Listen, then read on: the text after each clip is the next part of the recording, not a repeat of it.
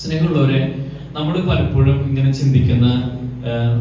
ചിന്തിക്കാറുണ്ട്. നമ്മള് ക്രിസ്ത്യാനികളുടെ ദൈവമാണ് ആര്? യേശു. ഹിന്ദുക്കളുടെ ദൈവമാണ്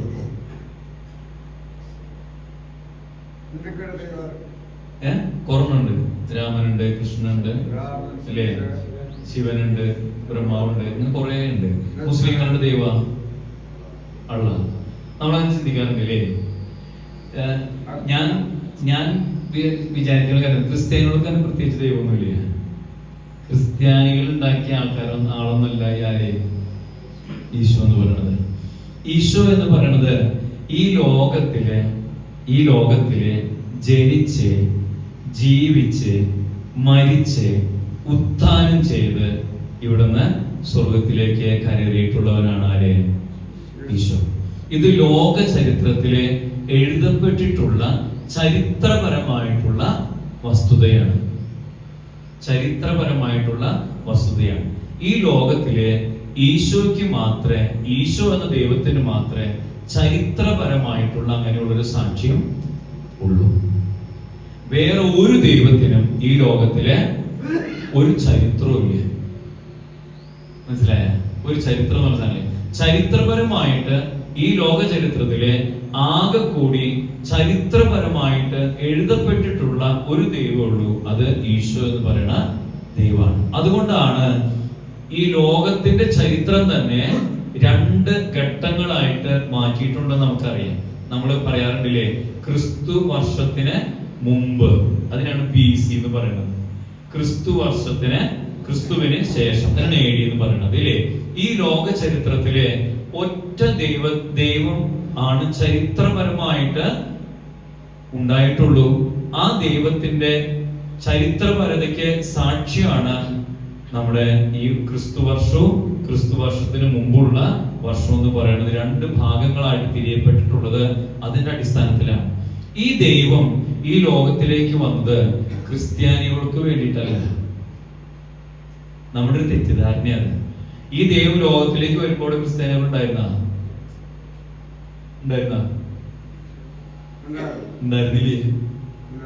ക്രിസ്ത്യാനികൾ ഉണ്ടായിരുന്നില്ലേ? അപ്പോ ക്രിസ്ത്യാനിക്ക് വേണ്ടി വന്ന ഒരു ദൈവമല്ല ആരെ? ഈശോ വന്നത് ഈ ലോകത്തിലുള്ള സകലമാന ജനത്തിനും വേണ്ടിയിട്ടാണ് ആര് വന്നത്? ഈശോ എന്ന് പറയുന്ന ദൈവം ഈ ലോകത്തിലേക്ക് വന്നത്.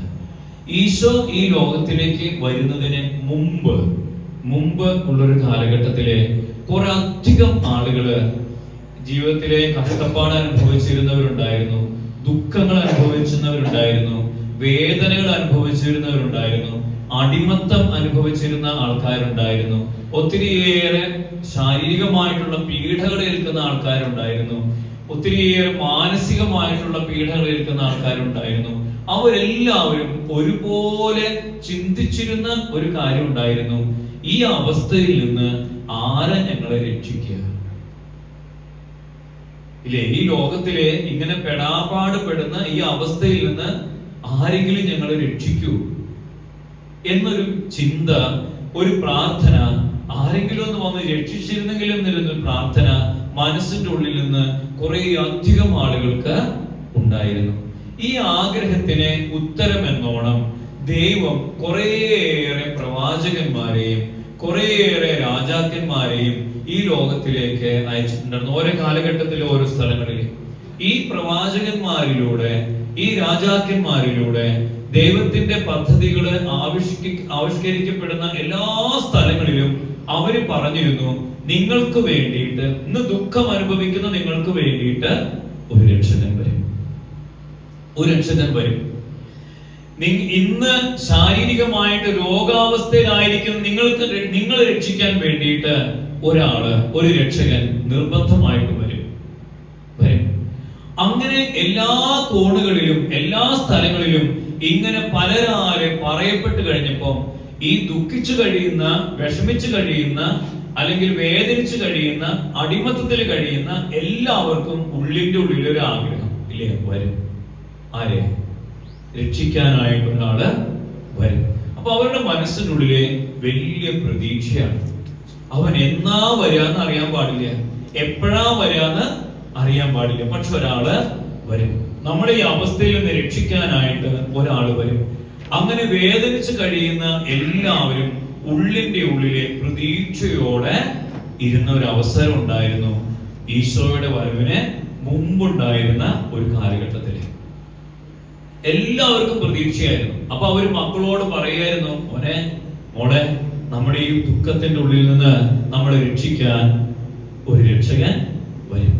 അങ്ങനെ ഈ ലോകത്തിലുള്ള സകലമായ ജനങ്ങളും ഒരുപോലെ പ്രതീക്ഷയോടെ ഇരുന്ന ഒരു കാലഘട്ടത്തിന്റെ പരിസമാപ്തിയിലാണ് ഈ രക്ഷകൻ ഈ ലോകത്തില് ജനിക്കുന്നത്.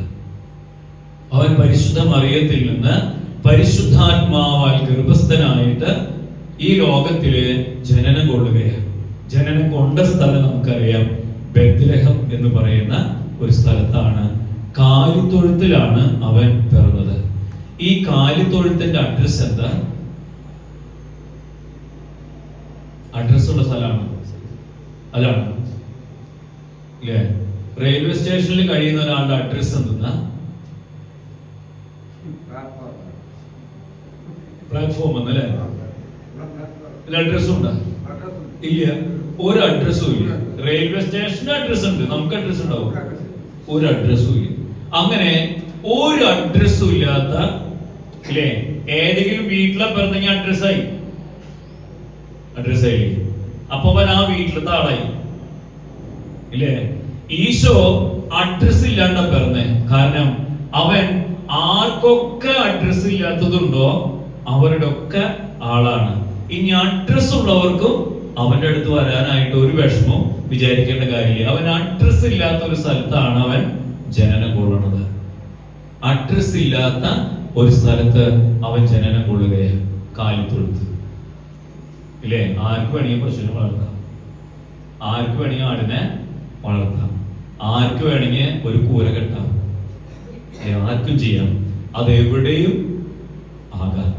അങ്ങനെ എവിടെയോ ബെത്ലഹേം എന്ന് പറയുന്ന സ്ഥലത്ത് എവിടെയോ ഒരു കാലിത്തൊഴുത്തില് അവൻ ജനനം കൊണ്ടു.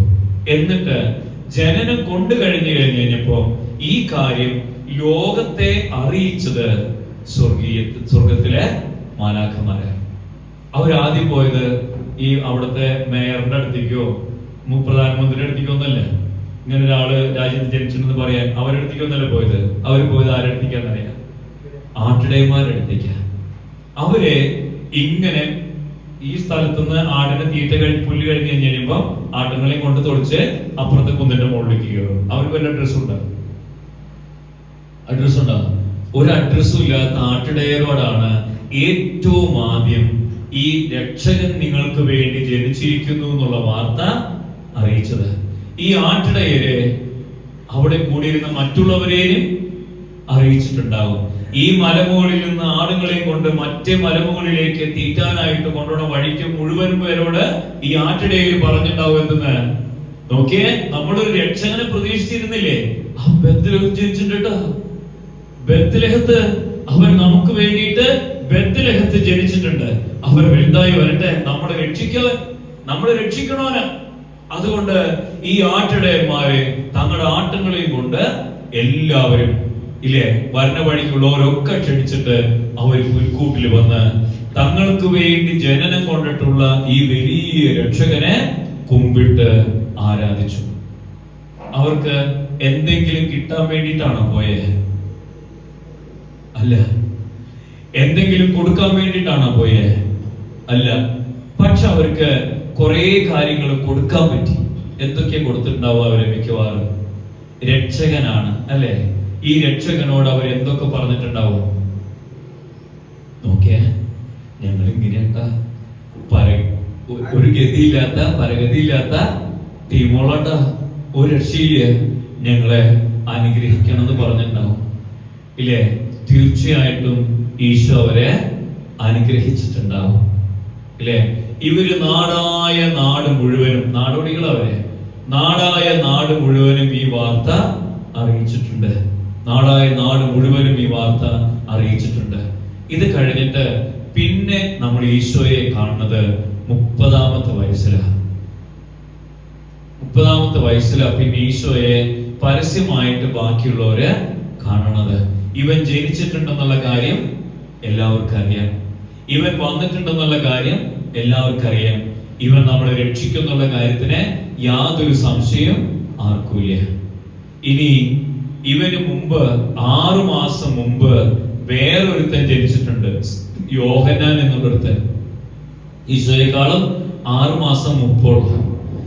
ഇവനും 10-30 വയസ്സ് വരെ മരുഭൂമിയിലും അവിടേക്ക് കറങ്ങി തിരിഞ്ഞു വന്ന് ഏറ്റവും അവസാനം ജോർദാൻ നദിയിൽ വചനം പ്രഘോഷിച്ച് അവൻ ആകെ കൂടി പറയാൻ വന്ന ഇത്രയേ ഉള്ളൂ: ഞാന് ഒരുത്തന് വഴിയൊരുക്കാൻ വേണ്ടി വന്നതാ, അറിയാത്തവരുണ്ടെങ്കിൽ അറിഞ്ഞോട്ടെ എന്ന് വെച്ചിട്ടാ ഞാൻ പറയണേ എന്ന് പറഞ്ഞിട്ടാ സ്നാപകയോഹന്നാൻ പറയണത്. ഞാൻ ഒറ്റ കാര്യം വേണ്ടി പറയാൻ വേണ്ടി വരുന്നതാ.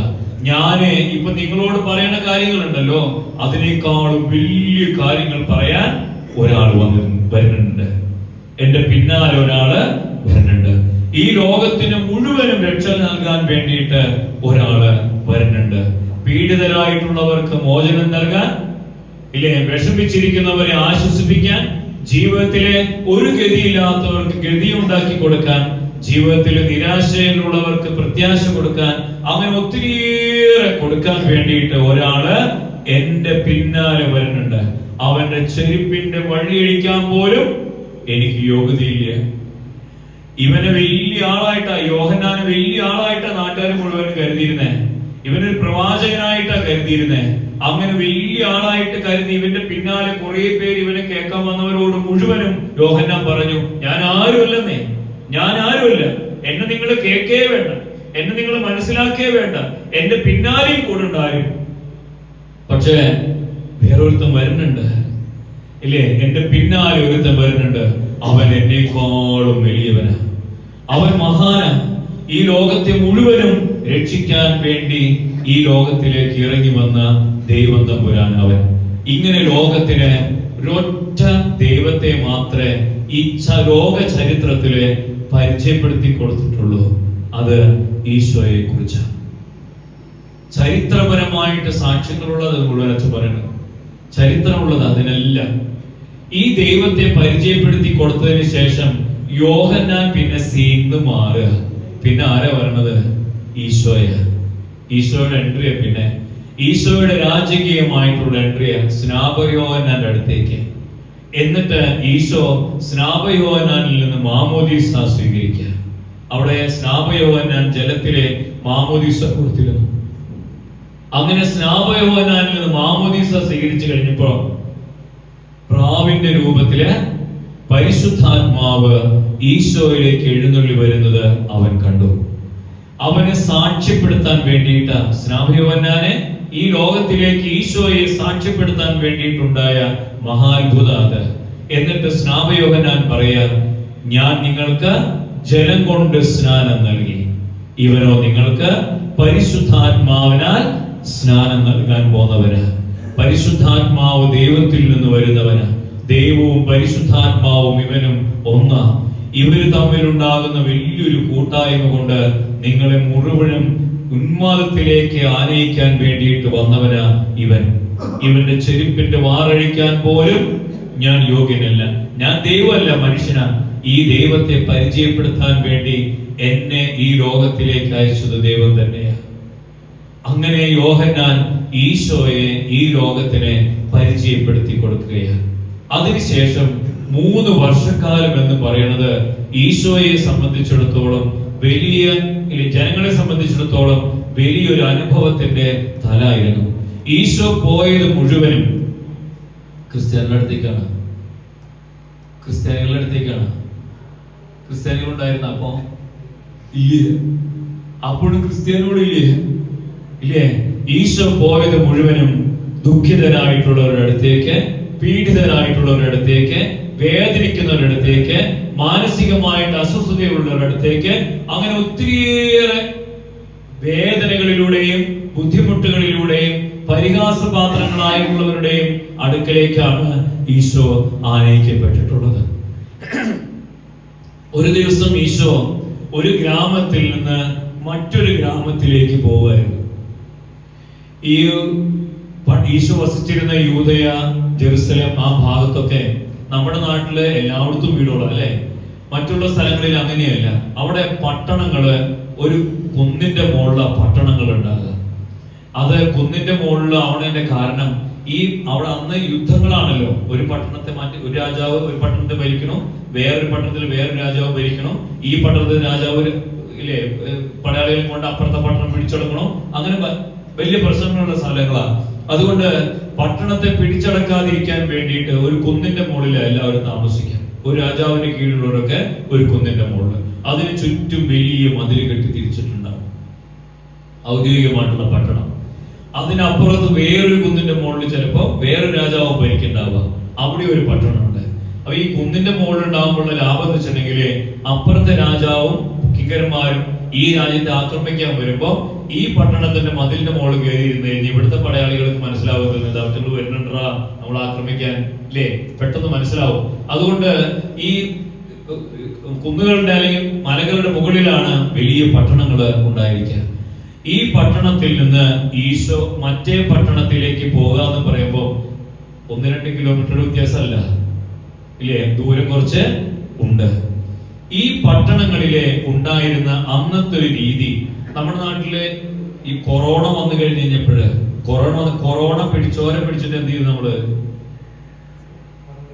ക്വാറന്റൈൻ ഇല്ലേ. അവൻ ആരെയും കാണാൻ പാടില്ല, ഒന്നും കേൾക്കാൻ പാടില്ല, അവനെ പിടിച്ചിട്ട് മുറിയിലിട്ട് അടയ്ക്കും ഇല്ലേ. അവനുള്ള ഭക്ഷണമൊക്കെ മുറിയുടെ ജനലിനോട് കൂടെ അങ്ങോട്ട് തല്ലി വെച്ച് കൊടുക്കും. നമുക്ക് പെട്ടെന്ന് പറഞ്ഞാൽ മനസ്സിലാവും. കൊറോണയുടെ സമയത്ത് അങ്ങനെ ഉണ്ടായിരുന്നു. പണ്ടുണ്ടായിരുന്ന ഈ ക്വാറന്റൈൻ ഏറ്റവും കൂടുതൽ അനുഭവിച്ചിരുന്ന ആൾക്കാരാണ് അന്നത്തെ കുഷ്ഠരോഗികൾ. ക്വാറന്റൈൻ അനുഭവിച്ചിരുന്ന ആൾക്കാരെ നമ്മൾ നമ്മുടെ വീട്ടിൽ തന്നെ പൂട്ടിട്ടിരുന്നേ, അല്ലെങ്കിൽ ഗവൺമെന്റ് ഉണ്ടാക്കിയ ഒരു സ്ഥലത്ത് നമ്മളെ ഒരു സ്കൂൾ അല്ലെങ്കിൽ ആശുപത്രി അവിടെ നമ്മൾ പൂട്ടിട്ടിരുന്നേ. ഇവർക്ക് അങ്ങനെ സ്ഥലങ്ങളൊന്നും ഇല്ലാത്തത് കൊണ്ട് കുഷ്ഠം ബാധിച്ചു കഴിഞ്ഞു കഴിഞ്ഞാല് ഈ പട്ടണത്തിന്റെ ഉള്ളിൽ നിന്ന് ഇവറ്റങ്ങളെ പുറത്താക്കും. പിന്നെ ഇവർക്ക് പട്ടണത്തിൽ പ്രവേശിക്കാനായിട്ട് അനുവാദമില്ല. പിന്നെ അവർ പട്ടണത്തിൽ പ്രവേശിക്കാം എപ്പോ? കുഷ്ഠരോഗം മാറിയെന്ന്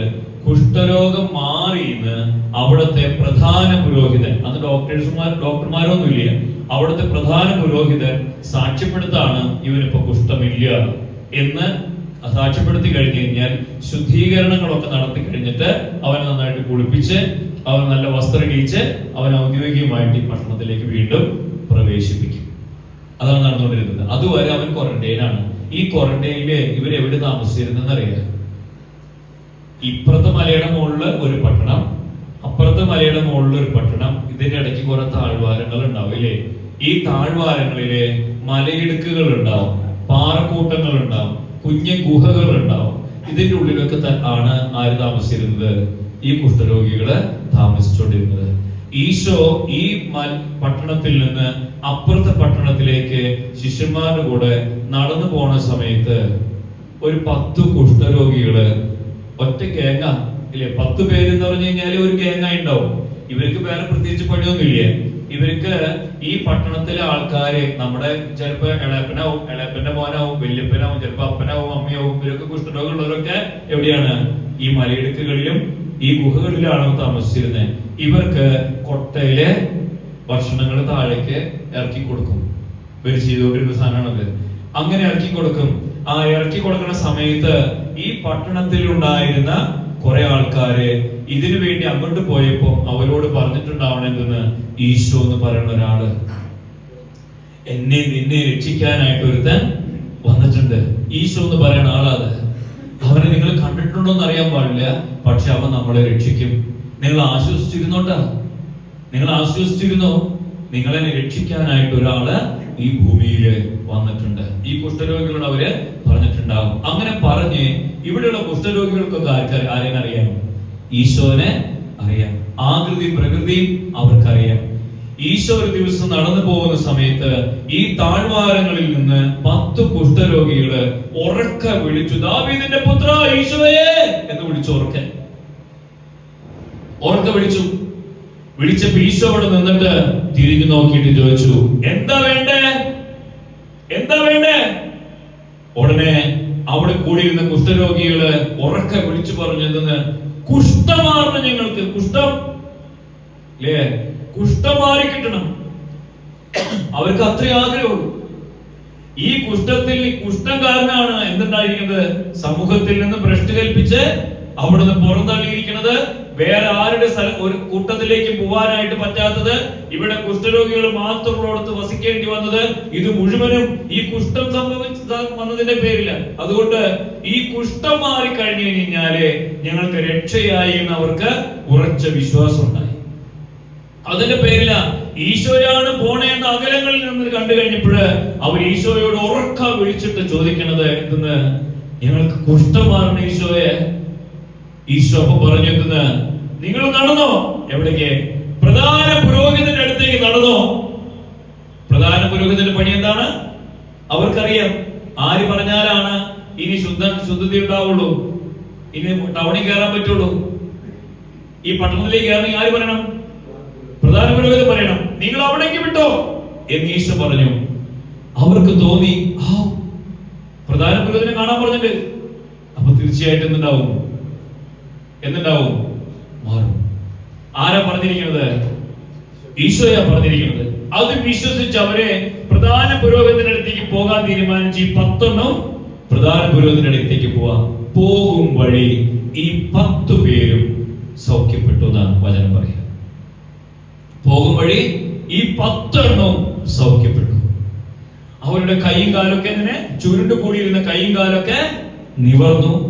പാട്ടിച്ചൂട്ടായിരുന്ന ദേഹം മുഴുവനും പഴയ പോലെയായി. അവർക്ക് കുഷ്ഠം മാറി. അവരെ പിന്നെ എവിടേക്ക് കിടക്കാം? അവർക്ക് മറ്റുള്ളവരെ പോലെ മാന്യമായിട്ട് പട്ടണത്തിൽ ജീവിക്കാം. സ്നേഹമുള്ളവരെ, കുഷ്ഠരോഗികൾ മുഴുവനും അവർ പ്രത്യേകിച്ചൊരു മതമുള്ള ആൾക്കാരോ ഒന്നല്ല, അവര് മുഴുവനും ഇവരെ ആശ്രയിച്ചവരെല്ലാവരും കുഷ്ഠം മാറി കുഷ്ഠരോഗത്തിൽ നിന്ന് രക്ഷപ്പെട്ട കഥകള് ബൈബിളിൽ നമുക്ക് കാണാനായിട്ട് സാധിക്കും. ക്രിസ്ത്യാനികളായിരുന്നവര് ആയിരുന്ന അല്ല. ഈശോ ഒരു ദിവസം സിനഗോഗിലെ പ്രാർത്ഥിക്കാനായിട്ട് പോയി. സിനഗോഗ് എന്ന് പറഞ്ഞു കഴിഞ്ഞാൽ ഇങ്ങനത്തെ ഒരു പള്ളി പോലത്തെ ഒരു സ്ഥലം, പള്ളിയല്ല, പള്ളി പോലത്തെ ഒരു സ്ഥലം. അവിടെയാണ് യഹൂദരെ പ്രാർത്ഥിക്കാനായിട്ടിരുന്നത്. അവിടെ കൂനുള്ള ഒരു സ്ത്രീ ഇല്ലേ, നമ്മൾ കണ്ടിട്ടുണ്ട് പഴയ ചില അമ്മമാരങ്ങനെ ഇല്ലേ, കാലിന്റെ മുട്ടിന്റെ അടുത്ത് വരങ്ങനെ വളഞ്ഞു കുത്തിയിട്ടുള്ള ചില ആൾക്കാരുണ്ട്, ഞങ്ങളുണ്ട്. ഇങ്ങനെ കൂനുള്ള ഒരു സ്ത്രീ. കൂനുള്ള സ്ത്രീയുടെ പ്രത്യേകത എന്താണ്? മോത്തേക്ക് നോക്കാൻ പറ്റുമോ? ഇല്ലേ? കൂനുള്ള ഒരു സ്ത്രീ. അവള് കൂന് പിടിച്ചത് എന്തുകൊണ്ടാണെന്ന് ആർക്കും അറിയാൻ പാടില്ല. പക്ഷെ അവൾ കൂനി നടക്കുള്ളൂ. അവളെ കണ്ടു കഴിഞ്ഞു കഴിഞ്ഞാല് എല്ലാവർക്കും എന്തോ ഒരു അരോചകത്വം തോന്നും. ഇല്ലേ? നമ്മുടെ നാട്ടിലായാലും അങ്ങനെ തോന്നും. നമ്മളെല്ലാം ഫുൾ ടൈം ഇങ്ങനെ ആക്കി കഴിഞ്ഞാൽ എന്ത് പറ്റിയോ തോന്നില്ലേ? നമുക്ക് തോന്നും. നമ്മൾ ചിലപ്പോ ആൾക്കാരോട് പറയാറുണ്ടല്ലേ, മോത്തോയ്ക്ക് വർത്താനം പറയല്ലേ? പോലീസുകാർക്ക് സ്ഥിരം പറയണ നോക്കണം, മോത്തോളാ അല്ലേ? സ്ഥിരം പറയാനുള്ള സാധനമാണ്. ഈ മോത്ത് നോക്കാൻ പറ്റില്ല ചില ആൾക്കാർക്ക്. എന്താ കാരണം?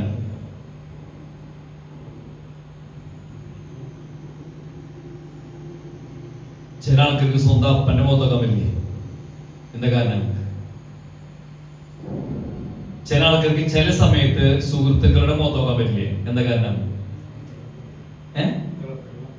എന്തെങ്കിലും കുരുത്തക്കേട് കാണിച്ചിട്ടുണ്ടാവും ഇല്ലേ? ഒന്നില്ലെങ്കിൽ 2 വിടാൻ പോയപ്പോ അവരെ വിളിച്ചില്ലെന്നുള്ളതാവും. നമ്മൾ 2 അടിച്ചിട്ട് നിൽക്കുന്ന നേരത്ത് മുമ്പിലെ ഒന്ന് വിട്ടു അല്ലേ? നമ്മൾ ഷെയർ അടിക്കാൻ പോയതാ. നമുക്ക് ഷെയർ അടിക്കാൻ ഇങ്ങനെ നിൽക്കില്ലേ? ചിരിക്കുന്നില്ലേ? ഷെയർ അടിക്കാൻ പോകുന്ന ആൾക്കാര് ഇല്ലേ, നമുക്ക് പറ്റിയ ടീമായി ഇപ്പൊ നമ്മൾ പോയി ഷെയർ അടിച്ച് പോകുന്നു. അതിനുശേഷം നമുക്ക് കൂട്ടുകാരൻ സ്വന്തം പക്ഷെ പറഞ്ഞിട്ട് കാര്യം അവനെ വിളിക്കാൻ പറ്റില്ലേ? നമുക്ക് കിട്ടിയപ്പോ നമ്മൾ പോയി അടിച്ചിട്ട് പോകുന്നു ഇല്ലേ? പിന്നെ അവന്റെ മുഖത്ത് നോക്കാൻ നമുക്കൊരു ജാലിയത. മുഖത്ത് നോക്കുക നമ്മള് ഇല്ലേ? കൂട്ടുകാരൻ ചോദിക്കും എന്താ മുഖത്ത് നോക്കാത്തെ? ഒന്നുമില്ലേ? ഈ ചില ആൾക്കാർക്ക് എന്നെ കുരുത്തക്കേട് കാണിച്ചു കഴിഞ്ഞാൽ പിന്നെ മുഖത്ത് നോക്കാൻ പറ്റില്ലേ? ഇനി അല്ലെങ്കില് എനിക്ക് ഒത്തിരിയേറെ കുറവുകളുണ്ട്. മാന്യന്മാരുടെ ഇടയിലൊന്നും പോകാൻ പറ്റുന്ന ടീമല്ല നമ്മള്. എന്തോന്ന ആൾക്കാര് നമുക്ക് പോവോ? ചെല്ലോ? പിന്നെ ഇല്ലേ? കാരണം അവരുടെ മുഖത്തൊക്കെ നിൽക്കാനുണ്ട് നമുക്കൊരു കാര്യം നമുക്ക് 2 ചോദിക്കണതൊക്കെ ഇല്ല. പക്ഷെ നമുക്ക് പോവാനായിട്ട് എന്തോ ഒരു ഒരു ഇത്. അത് കാരണം നമ്മള് പോവില്ല. അത് എന്താ നമുക്ക് പ്രത്യേകം പറയാൻ പറ്റില്ല, പക്ഷെ മുഖത്ത് വയ്ക്കാൻ പറ്റില്ല. ഇങ്ങനെ പല കാരണങ്ങൾ കൊണ്ട് നിവർന്ന് നിൽക്കാനായിട്ട് പറ്റാത്ത കുറെ ആൾക്കാരുണ്ട്. അവരുടെ ഒക്കെ റെപ്രസെന്റേറ്റീവ് ആണ് ആര്? ഈ കൂനുള്ള സ്ത്രീ. ഈശോ അവളെ സ്പർശിച്ചിട്ട് പറയാ, മോളെ നിവർന്ന് നിൽക്ക. കാരണം നിനക്ക് മുഖത്ത് നോക്കാൻ പറ്റുന്ന ഒരാളാ ആര്? ഈ ഞാൻ. ഇന്നലെ നമ്മള് ഈ പാപിനിയായിട്ടുള്ള സ്ത്രീനെ പിടിച്ചുകൊണ്ടു കല്ലെറിയാൻ കൊണ്ടൊക്കെ പറഞ്ഞ ഒരു സാധനം കേട്ടായിരുന്നു അല്ലേ? അങ്ങനെയുള്ള കുറെ ആൾക്കാർക്ക് മുഖത്ത് നോക്കാനായിട്ട് വിഷമുള്ള ആൾക്കാരുണ്ട്. അവർക്കെല്ലാവർക്കും മുഖത്ത് നോക്കാനായിട്ട് പറ്റുന്ന ഒരാളാ ആര്? ഈശോ. കാരണം ഇന്നലെ നമ്മുടെ ബ്രദർ പറഞ്ഞു കേട്ടതെന്ന്, ഈശോ ആരേനെയും കുറ്റപ്പെടുത്തില്ല, ഈശോ ആരേനെയും ശാസിക്കില്ല. ഈശോയുടെ മുഖത്ത് എന്ത് മാത്രമേ ഉള്ളൂ? സ്നേഹവും കാരുണ്യം മാത്രമേ ഉള്ളൂ. നമുക്കൊരു അസ്വസ്ഥത ഉണ്ടാകാനായിട്ട് ആരനുവദിക്കില്ല? ഈശോ അനുവദിക്കില്ല. അതുകൊണ്ട് നിനക്ക് ഒരു ജാളിത മുഖത്തുണ്ടെങ്കിൽ ആ ജാളിത വെച്ചിട്ട് പോലും ആരുടെ മുഖത്ത് നോക്കാം? ഈശോയുടെ മുഖത്ത് നോക്കാം. നിനക്ക് ദേഷ്യം ഉണ്ടെങ്കിൽ ആ ദേഷ്യം മുഴുവനും നിനക്ക് ആരോട് പ്രകടിപ്പിക്കാം? ഈശോയോട് പ്രകടിപ്പിക്കാം. ഈശോ തിരിച്ചു തന്നെ വഴക്ക് പറയോ? ഇല്ല. ഈശോയെ നിനക്ക് പൊരിഞ്ഞ് വർത്താനം പറയാം, ദേഷ്യപ്പെട്ട് വർത്താനം പറയാം. അങ്ങനെ ദേഷ്യപ്പെട്ട് വർത്താനം പറഞ്ഞ ഒരാളുണ്ട് പഴയ നിയമത്തില്, ദാവീദ് എന്ന പേര്, രാജാവായിരുന്നു അല്ലേ? ഈ ആൾക്ക് ദേഷ്യം വന്നു കഴിഞ്ഞപ്പോ തമ്പുരാനോട് ഇല്ലേ, ദൈവത്തോട് കോപിച്ചിട്ട് പറയാ, ഇല്ലേ, എനിക്കെതിരെ പറഞ്ഞ എല്ലാവരും തല്ലിക്കൊല്ലണം. അങ്ങനെ പ്രാർത്ഥിക്കാൻ പറ്റുമോ? അങ്ങനത്തെ പ്രാർത്ഥനയാണ് ബൈബിളിൽ എഴുതി വെച്ചിരിക്കുന്നത്. സങ്കീർത്തനങ്ങളിൽ കുറെ ആൾക്കാരെ കൊല്ലണം, കുറെ ആൾക്കാരെ നീ രക്ഷിക്കണം, ദുഷ്ടനെ നീ പല വളർത്തുന്നുണ്ടല്ലോ.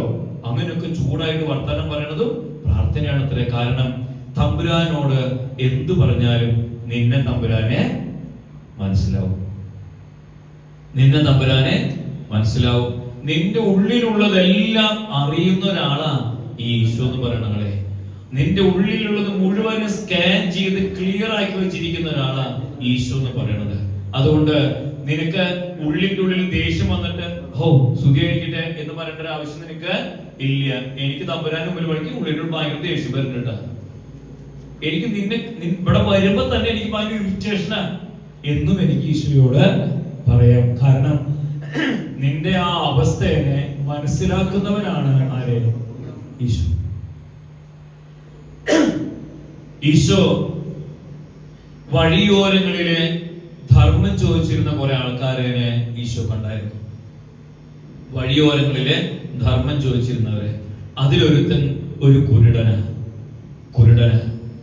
ഈശോ ജെറുസലത്തേക്ക് ഇങ്ങനെ നടന്നു പോകുമ്പോ ഈശോയുടെ കൂടെ തിക്കി തിരക്കിയ ആൾക്കാരാ. ഒരു ദാക്ഷിണ്യമില്ലാണ്ട് ഭയങ്കര ബഹളം ഇല്ലേ? ഈ രണ്ട് അത്ഭുതങ്ങളൊക്കെ പ്രവർത്തിച്ചു കഴിഞ്ഞു കഴിയുമ്പോ ഈ ഇത്തിരി വലിയ ആളാണെന്ന് തോന്നിക്കഴിഞ്ഞാൽ പിന്നെ ആളെ കൂടെ അടങ്ങാൻ നമുക്കൊരു ഇൻട്രസ്റ്റ് ഉണ്ടാവല്ലോ. അങ്ങനെ കൊറണം ഈശോയുടെ കൂടെ കൂടിയിട്ടുണ്ട്. പിന്നെ കുറെ പേര് ഈശോ നടന്നു പോകുമ്പോ പറയണ കാര്യങ്ങൾ കേൾക്കാൻ വേണ്ടി കൊറണം ഈശോയുടെ കൂടെ കൂടിയിട്ടുണ്ട്. പിന്നെ ഈശോയിൽ നിന്ന് അത്ഭുതങ്ങൾ കിട്ടാൻ വേണ്ടിയിട്ട് കുറെ ആൾക്കാർ ഈശോയുടെ കൂടെ കൂടിയിട്ടുണ്ട്. എല്ലാവരും കൂടി ഒട്ടുക്കത്തെ ബഹള. അപ്പൊ ഈ വഴിയരികിലെ ഭിക്ഷയെ അയച്ചുകൊണ്ടിരുന്ന ഒരു കുരുടൻ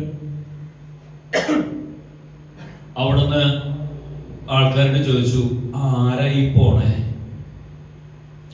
വഴിക്ക് പോണേ? ഭയങ്കര ബഹളാണുള്ള. അപ്പോ അവര് പറഞ്ഞു, അറിഞ്ഞില്ല നീ? ഇല്ല, അറിഞ്ഞില്ല, എനിക്കൊന്നും മനസ്സിലായില്ല, കണ്ണു കാണുന്നില്ല. അപ്പോ അവര് പറഞ്ഞു, ഈശോയാ പോണേന്ന് ഈ കുരുട കേട്ട് കഴിഞ്ഞപ്പോ ദാവീദിന്റെ പുത്ര ഈശോയെ ഉറക്കെ വിളിച്ചു. കുരുത്തം കെട്ടാൻ ഇല്ലേ? ബാക്കിയുള്ളവർ വലിയ വലിയ കാര്യങ്ങൾ ചോദിക്കാൻ വേണ്ടി ഈശോയുടെ അടുത്ത് നിൽക്കുന്ന സമയത്ത് ഇവൻ ആ സൈഡിൽ നിന്നിട്ട് വിളിച്ചു കൂടാ, മിണ്ടാണ്ടിരിക്കോടെ എന്ന് പറഞ്ഞു കൊറണ. ഇവൻ മിണ്ടാണ്ടിരുന്നില്ലേ? ഇവൻ പിന്നെയും ഉറക്കെ ദാവീദിന്റെ പുത്ര എന്ന് ഉറക്കെ വിളിച്ചു കഴിഞ്ഞപ്പോ കൊറണ പറഞ്ഞു, ഇനിയിപ്പോ ഇന്ത്യനുള്ള ആലക്ക് തന്നെയാ, മിണ്ടാടുത്ത് കുത്തിരുന്നോ തോന്നിയ ദിവസം കാണിക്കണേ. ഇവിടെ അതിനേക്കാളും വലിയ കാര്യങ്ങളൊക്കെ ഇവിടെ ആൾക്കാർക്ക് ഊന്നുന്നു ഇവന്റെ കൂടെ. ഞങ്ങൾ അവനെ കാണാൻ വേണ്ടി നിൽക്കണത്, ഞങ്ങൾ അവരുടെ കാര്യം പറയാൻ വേണ്ടി നിൽക്കണത്, അതിന്റെ ഇടയ്ക്ക് വലിയൊരു വർത്താനം എന്ന് പറഞ്ഞ് അവൻ ഒതുക്കി. അവൻ സമ്മതിച്ചില്ലേ? അവൻ പിന്നെ പിടിച്ചെത്തുന്ന ദാവീദിന്റെ പുത്ര എന്ന് വിളിച്ചു. ഈശോടെ നിന്ന് ചുറ്റും കുറെ ആൾക്കാരുണ്ട്. എന്നിട്ട് ആൾക്കാരുടെ കൂടെ അവനെ നോക്കിയിട്ട് പറഞ്ഞു, പശുകായി. ഈശോ പറഞ്ഞു കഴിഞ്ഞു കഴിഞ്ഞാല് വലിയ പ്രശ്നമായില്ലേ? നമ്മുടെ നാട്ടില് പ്രധാനമന്ത്രി വന്നു എന്ന് വിചാരിക്കുക. പ്രധാനമന്ത്രി വന്നു കഴിഞ്ഞു കഴിഞ്ഞാല് പ്രധാനമന്ത്രിനെ കാണാൻ വരുന്ന ആൾക്കാരും കസരമൊന്നും ഇരിക്കാൻ പാടില്ല. പ്രോട്ടോകോളാണ്. കസരമൊന്നും ഇരിക്കാൻ പാടില്ല. ഒരാളെ എനിക്ക് അപ്പൻ വെടിയിരിക്കും. ആ വെടി വെച്ച് കഴിഞ്ഞ് കഴിഞ്ഞാല് കുറ്റല്ലേ? ആർക്ക്? പട്ടാളക്കാർക്ക് കുറ്റല്ലേ? ഇല്ലേ? പിന്നെ ബ്ലാക്ക് കാറ്റ്സ് ഒക്കെ ഇങ്ങനെ ഭയങ്കരമായിട്ട് ഇങ്ങനെ നിൽക്കുന്നുണ്ടാവും. എല്ലാവരും എഴുന്നേൽക്കാൻ പാടില്ല എന്ന് പ്രധാനമന്ത്രി പറഞ്ഞ സമയത്ത് എഴുന്നേൽക്കാൻ പാടില്ല എന്ന് നിയമമുള്ള സ്ഥലത്ത് ഒരാൾ ആവശ്യമില്ലാണ്ട് എഴുന്നേറ്റ് കഴിഞ്ഞാൽ അവന് വെടിവെക്കാൻ ഓർഡറുണ്ട്. വെടിവെച്ച് കൊല്ലാൻ അവനെ. എന്താ കാര്യം? സുരക്ഷയുടെ പ്രതിയാണ്. അവൻ ചില പോകുമ്പോഴാൻ വേണ്ടിയിട്ടാണെങ്കിൽ സുരക്ഷയുടെ പ്രതിയാണ്. അങ്ങനെ ഒരാൾക്ക് എഴുന്നേൽക്കണമെന്ന് ആഗ്രഹമുണ്ട്. പ്രധാനമന്ത്രി പറഞ്ഞിട്ടുണ്ട്. അപ്പൊ പ്രധാനമന്ത്രിനെ വിളിച്ചിട്ട് എനിക്കൊരു കാര്യം പറയണ്ടായിരുന്നു എന്ന് പറഞ്ഞു കഴിഞ്ഞാൽ ബാക്കിയുള്ളവർ സമ്മതിക്കോ? അവര് കാര്യം പറയാൻ വേണ്ടിട്ട് വിളിക്കോ? ബാക്കിയുള്ളവര് സമ്മതിക്കോ? ഇല്ല. പക്ഷെ പ്രധാനമന്ത്രി പറയാണ് അവനോട് വിളിച്ച് എന്ന് പറഞ്ഞു കഴിഞ്ഞാൽ വിളിക്കാണ്ടിരിക്കാൻ പറ്റുമോ? എല്ലാ പ്രോട്ടോകോളും പോയി അതിനിടയ്ക്ക്, ഇല്ലേ? എല്ലാ പ്രോട്ടോകോളും പോയി. അവൻ ക്ഷണിക്കപ്പെടാത്ത അതിഥിയായിട്ട് പ്രധാനമന്ത്രിയുടെ കൂടെ സ്റ്റേജിൽ വെക്കും. പ്രധാനമന്ത്രി വിളിച്ചാൽ, ഇല്ലേ? നമ്മൾ കണ്ടിട്ടുണ്ട് അങ്ങനെ ഒരു സംഭവമുണ്ട്. ഏതാണ്ട് ഇതേപോലെ ഈശോ അവിടെ വഴിയരികിലെ സൈഡിൽ ഇരുന്നവനാ, ആരും മൈൻഡ് ചെയ്യാത്തവനാ, വലിയൊരു മുമ്പിലുണ്ട് തൊട്ട് വലിച്ചെറിഞ്ഞു കഴിഞ്ഞാൽ കിട്ടിയ കാലത്തോട് ജീവിച്ചിരുന്ന ചെക്കനാ. ഇവൻ വിളിച്ചു പറഞ്ഞ വിളി കേട്ട് കഴിഞ്ഞപ്പോഴ് ഈശോ അവിടെ നിന്നു. എന്നിട്ട് അവനോട് ഇങ്ങോട്ട് വരാൻ പറഞ്ഞു. പിന്നെ പ്രോട്ടോകോളൊക്കെ പോയി. അതുവരെ കൂടെ ഉണ്ടായിരുന്ന വലിയ ആൾക്കാരൊക്കെ സൈഡിലേക്ക് മാറി. ഇവൻ ഏറ്റവും പ്രധാനപ്പെട്ട വ്യക്തിയായിട്ട് അവിടെ മാറി. എന്നിട്ട് ഈശോ അവനോട് ചോദിക്ക, മോനെ എന്താ വേണ്ടേ? എന്തിനാ എന്നെ വിളിച്ചേ? അവൻ ഈശോയോട് എന്ന് പറഞ്ഞു, കാഴ്ച കിട്ടണം. കാഴ്ച വേണം എനിക്ക്. കാണാൻ എനിക്കൊന്നും, നിന്നെ കാണാല്, ബഹളം ഉണ്ടാക്കുന്ന ആൾക്കാരെയും കാണാല്, മിണ്ടാണ്ടിരിക്കണമെന്ന് പറഞ്ഞോനി കാണാല്, എനിക്കൊന്നും കാണാനില്ല. എനിക്ക് കാഴ്ച കിട്ടണം. ഈശോ അവന്റെ കണ്ണുകളിൽ സ്പർശിച്ചിട്ട് അവനോട് പറഞ്ഞു, നിനക്ക് കാഴ്ച ഉണ്ടാകട്ടെ. അപ്പൊ തന്നെ, തൽക്ഷണം എന്ന വാക്ക് ബൈബിൾ ഉപയോഗിക്കുക. അപ്പൊ തന്നെ അവനെ കാഴ്ച ലഭിച്ചു എന്ന വചനം പറയാം. അപ്പൊ തന്നെ അവന് കാഴ്ച ലഭിച്ചു. പിന്നീട് ഇല്ലേ, പിന്നെ എല്ലാ കുരുടന്മാരും ആരെ കാണാനോടുകൂടി തുടങ്ങി? ഈശോയെ കാണാൻ ഓടിക്കൂടി തുടങ്ങി. എന്താ കാരണം? കാഴ്ചയില്ലാത്തവർക്ക് കാഴ്ച കൊടുക്കണവനാ ഈശോ. അവർ ക്രിസ്ത്യാനികളായിരുന്ന അല്ല. ഒരു തളർവാദ രോഗിനെ ഈശോ ഒരു വീട്ടില് പ്രസംഗിച്ചുകൊണ്ടിരിക്കുക. ആ സമയത്ത് ഒരു തളർവാദ രോഗിനെ കൊണ്ട് കുറെ ആൾക്കാർ വന്നു. അവനെ തളർവാദ രോഗം മാറിയിട്ട് എഴുന്നേറ്റ് നിൽക്കാനുള്ള ആരോഗ്യം ഉണ്ടാവാൻ വേണ്ടിയിട്ടാ. ഇവര് ഒന്ന് നോക്കിയപ്പോ വീടിന്റെ അകത്തേക്ക് കടക്കാൻ ഒരു ഗ്യാപ്പും ഇല്ല. അകത്തേക്ക് കടക്കാന്നല്ല, അയലക്കത്ത് എത്താനുള്ള ഗ്യാപ്പില്ല. അത്രയും ആൾക്കാര് ഈശോയെ കാണാൻ, ഈശോ പറയണത് കേൾക്കാൻ ഇങ്ങനെ തൊട്ടിച്ചു കൂടി നിൽക്കുക. ആ സമയത്ത് വിരന്ത് ചെയ്തെന്നറിയാം, വീടിന്റെ മുകളിൽ കയറി 4 എന്നിട്ട് അതിന്റെ ഓട് ഇളക്കി മാറ്റി. ഇവരോട് മാറി നിൽക്കുന്ന പറഞ്ഞേക്കാളും നല്ലത് അതാണ് അവർക്ക് തോന്നിയിട്ടുണ്ടാവും. എന്നിട്ട് ഇവനെ കിടക്കോടും കൂടി ചുരുട്ടി കെട്ടിയിട്ട് മുകളിലേക്ക് കയറിട്ട് വെച്ച് കയറ്റി.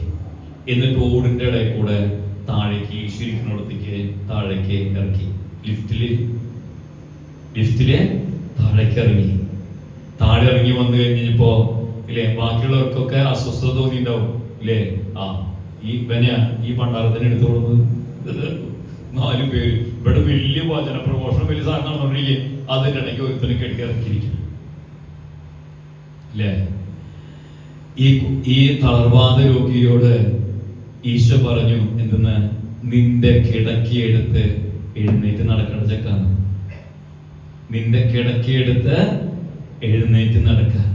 അതുവരെ കിടക്കേന്ന് എഴുന്നേൽക്കാൻ പറ്റുന്നുണ്ട് കിടന്നവൻ എഴുന്നേറ്റ് കിടക്കി ചുറ്റു കൂട്ടിയിട്ട് തോളത്ത് വെച്ചിട്ട് ഈ ആൾക്കാര് ആയിരക്കണക്കിന് പേരെ തടിച്ചു കൂടിയ ആ സ്ഥലത്തിന്റെ നടുക്കിക്കൂടെ പറ്റുന്ന നടുക്കൂടെ നടന്നങ്ങോട്ട് പോവാ അല്ലേ.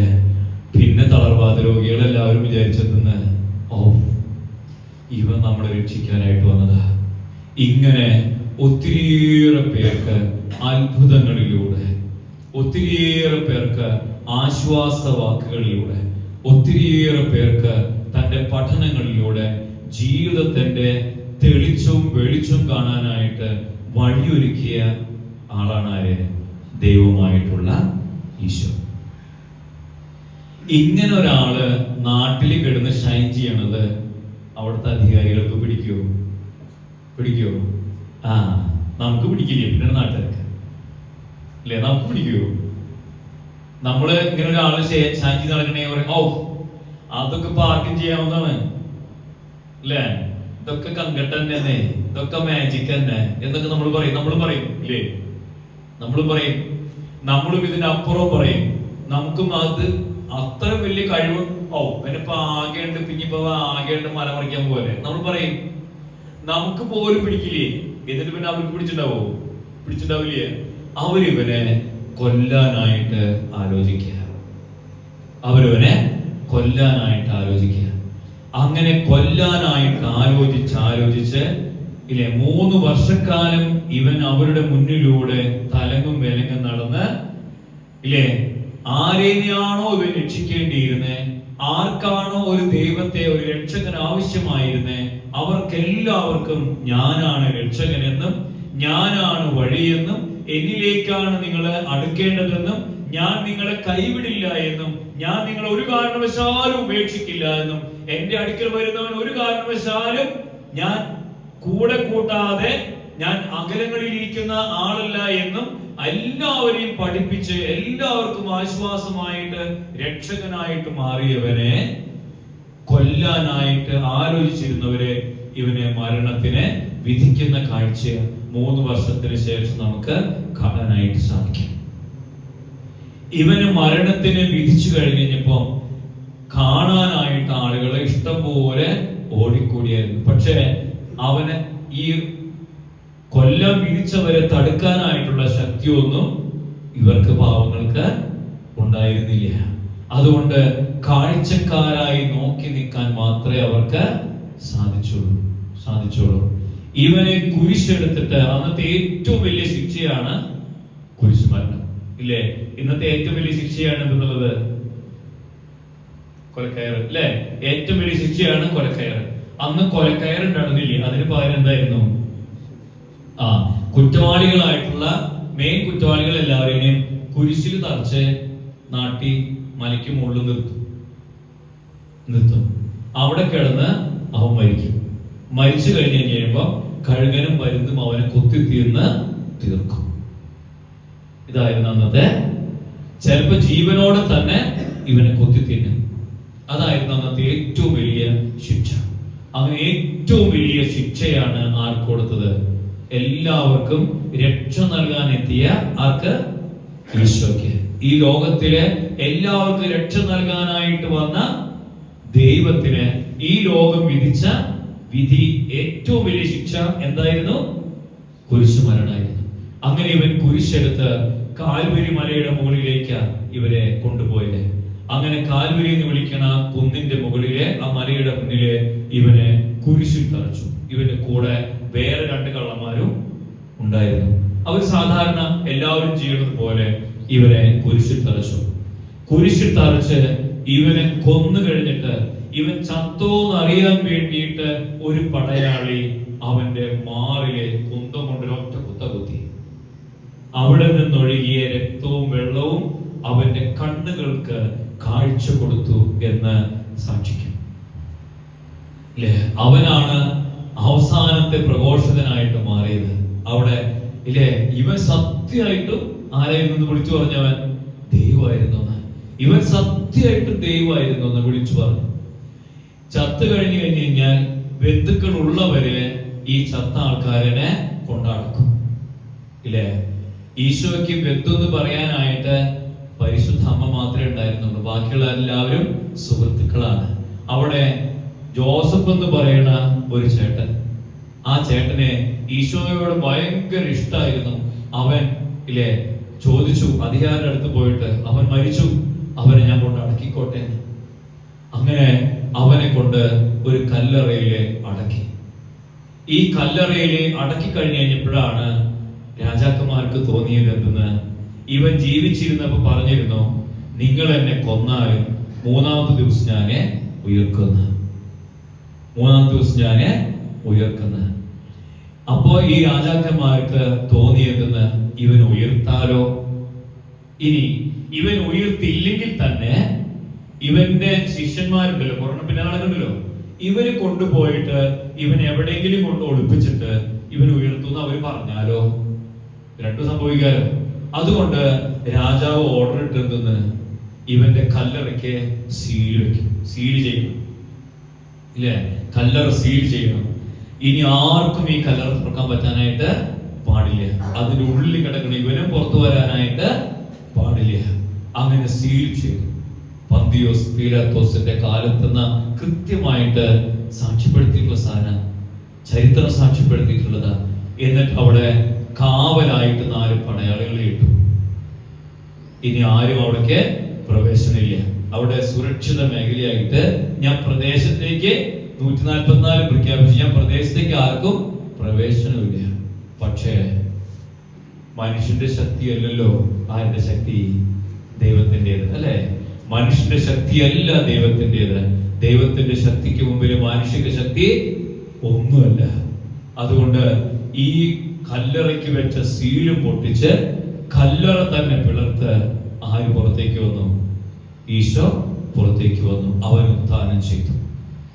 ഇല്ലേ? അത് ആര് സാക്ഷ്യപ്പെടുത്തി? രാജാക്കന്മാരെ നിശ്ചയിച്ച പടയാളികളെ സാക്ഷ്യപ്പെടുത്തി. ഇല്ലേ? പിന്നെ കല്ലറ വന്ന് കണ്ടവരെല്ലാവരും സാക്ഷ്യപ്പെടുത്തി.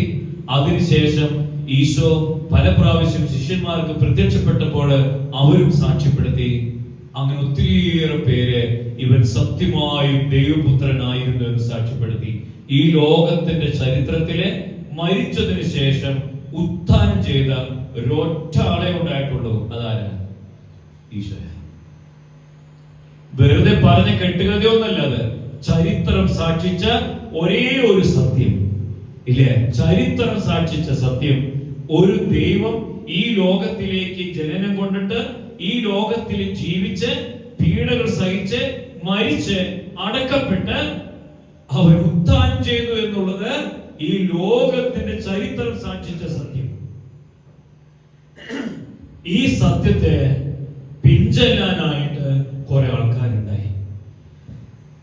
ഈ സത്യത്തെ കുറിച്ച് ഇവൻ സത്യമായും ദൈവപുത്രനായിരുന്നു എന്ന്, ദൈവം തന്നെയായിരുന്നു ഈ ലോകത്തിലേക്ക് വന്നതെന്ന്, നമ്മളെല്ലാവരെയും രക്ഷിക്കാനായിട്ടാണ് ഈ ലോകത്തിലേക്ക് വന്നതെന്ന്, നമ്മളെല്ലാവരെയും സ്വർഗത്തിലേക്ക് കൊണ്ടുപോകാനായിട്ടാ ഈ ലോകത്തിലേക്ക് വന്നതെന്ന്, ഈ ദൈവം സ്നേഹത്തിന്റെ അവതാരമായിരുന്നു എന്ന്, നമുക്ക് എല്ലാവർക്കും ഇഷ്ടംപോലെ സ്നേഹം തരാനായിട്ട് മാത്രം വന്നതാണെന്ന് ഈ ഈശോയെ കുറിച്ച്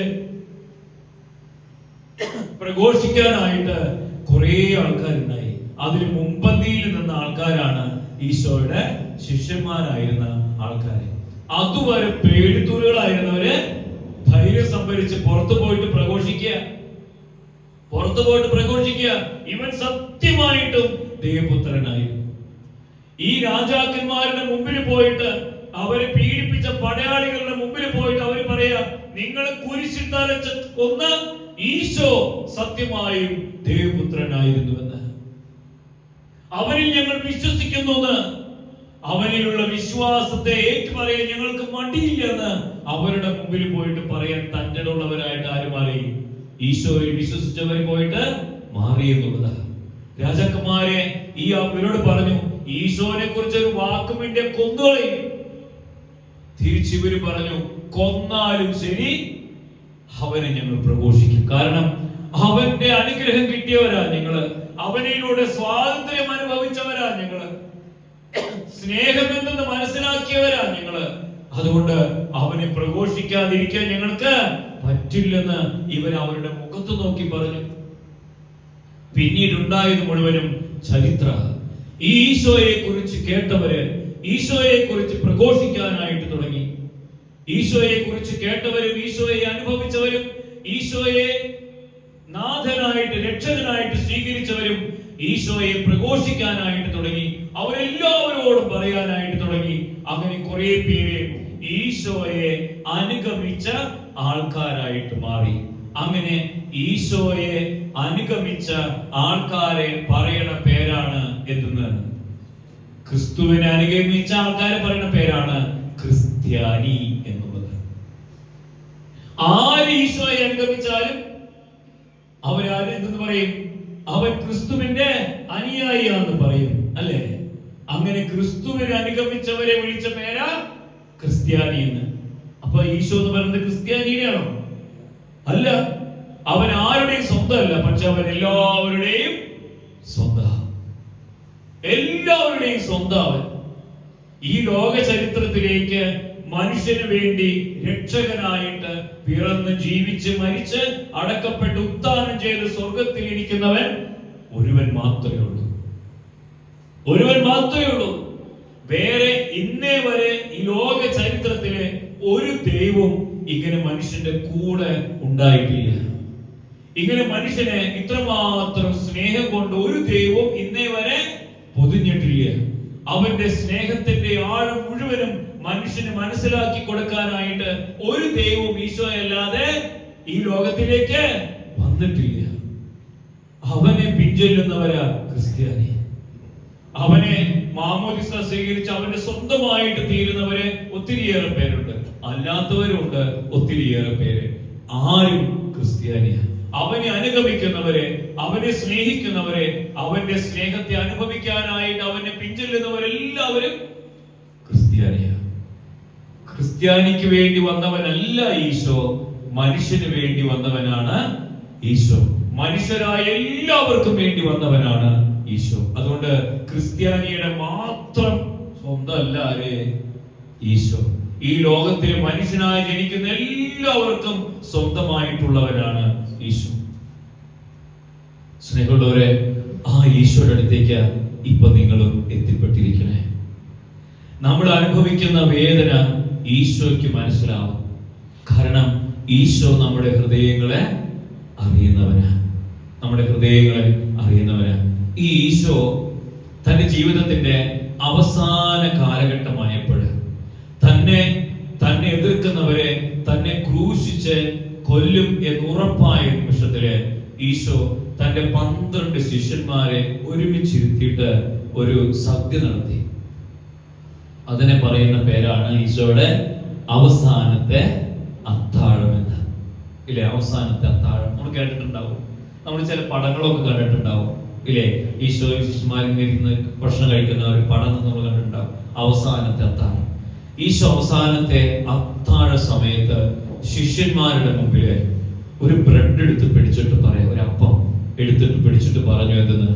ഇത് എന്റെ ശരീരമാണ്,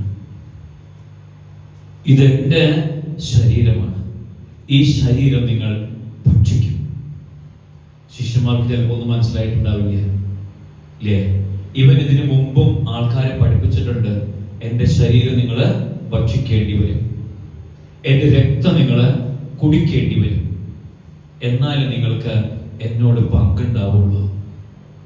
എന്റെ ശരീരം ഭക്ഷിക്കുകയും എന്റെ രക്തം പാനം ചെയ്യുകയും ചെയ്യുന്നവരാണ് സ്വർഗത്തിൽ എന്നോട് കൂടെ വിരുന്നിരിക്കുള്ളൂ. നിങ്ങൾ കഴിച്ചേ പറ്റുള്ളൂ, കുടിച്ചേ പറ്റുള്ളൂ. അപ്പൊ കുറെ പേര് ചോദിച്ചു, വട്ടാട്ട, ഇവന്റെ ശരീരം തിന്ന, രക്തം കുടിക്കണ? ആർക്കൊന്നും മനസ്സിലായില്ല. പക്ഷേ ഈശോ ഒരു കോംപ്രമൈസിന് തയ്യാറായില്ല. കാര്യത്തില് ഈശോ ഒരു കോംപ്രമൈസിന് തയ്യാറായില്ല. ഈശോ പറഞ്ഞു, ഈ ശരീരം നിങ്ങൾ ഭക്ഷിക്കണം, ഈ രക്തം നിങ്ങൾ കുടിക്കണം. ഞാൻ നിങ്ങൾക്കായിട്ട് ഈ ശരീരം ചിതറിക്കും, നിങ്ങൾക്കായിട്ട് ഈ രക്തം ചിതറിക്കും. ഇത് നിങ്ങൾക്ക് വേണ്ടിയിട്ട് ഞാൻ നൽകുന്ന ഉടമ്പടിയാണ്. ഉടമ്പടി എന്ന് വെച്ചിട്ടുണ്ടെങ്കിൽ നമ്മൾ തമ്മിലുള്ള ഏറ്റവും വലിയ എഗ്രിമെന്റ്. ആരുമായിട്ടുള്ള എഗ്രിമെന്റ്? ശിഷ്യന്മാർ മാത്രമല്ല, ശിഷ്യന്മാരിലൂടെ ഈ ലോകത്തിലെ മുഴുവൻ പേരുമായിട്ടുള്ള എഗ്രിമെന്റ്. എന്റെ ശരീരം ഭക്ഷിക്കുകയും രക്തം പാനം ചെയ്യുകയും ചെയ്യുന്നവൻ അവനോട് കൂടെ സ്വർഗത്തില് വിരുന്നിരിക്കുന്ന. എന്നിട്ട് ഈശോ പറയാ അവരോട്, ഈ അപ്പം എന്റെ ശരീരം, ഈ രക്തം എന്റെ രക്തം, നിങ്ങളിത് കുടിക്കണം, നിങ്ങളിത് ഭക്ഷിക്കണം.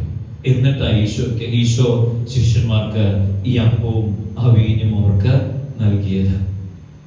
സ്നേഹമുള്ളവരെ, ഇത് ശിഷ്യന്മാർക്ക് മനസ്സിലായത് കുരിശിൽ അവൻ തറയ്ക്കപ്പെട്ട് കഴിഞ്ഞപ്പോഴാണ്, ഉത്ഥാനം ചെയ്ത് അവൻ സ്വർഗത്തിലേക്ക് എഴുന്നള്ളിയപ്പോഴാണ്.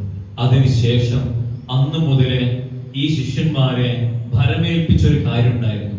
ഈ അപ്പം എടുത്ത് കൊടുത്തു കഴിഞ്ഞിട്ട്, ഈ പാനപാത്രം എടുത്ത് കൊടുത്തു കഴിഞ്ഞിട്ട് ശിഷ്യന്മാർക്ക് ഭരമേൽപ്പിച്ച ഒരു വലിയൊരു കാര്യം, എന്റെ ഓർമ്മയ്ക്കായിട്ട് ലോകാവസാനം വരെ നിങ്ങൾ ഇത് ചെയ്യണം.